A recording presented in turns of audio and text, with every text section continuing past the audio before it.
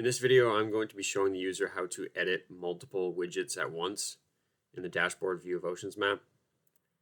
So if the user goes up to this Enable Multi-Select tool and clicks on this, it allows them to select multiple widgets at once.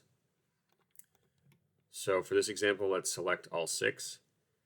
And now what the user can do is they can either delete all of these or they can edit all of these at once. So this saves the user a lot of time if they'd like to change the location or the time or any other setting of all of the widgets at once.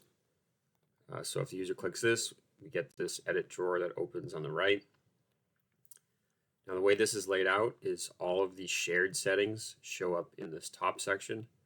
So because all of these widgets use the same time range of -48 to 48 hours, they show up here.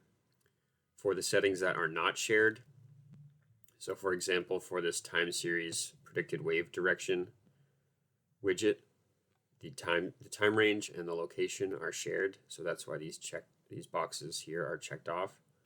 But the parameter of wave direction at New York and WPS wave direction is not shared. It's only used by that one widget, so that's why it shows up in just the section of this widget here. But for this example, let's go ahead and say we want to change the location for all of these widgets. I can simply click on a different location on the map, or I can manually set the latitude and longitude. So let's click on that spot on the map and let's change the relative time to be 60 hours in the past and 2 days in the future.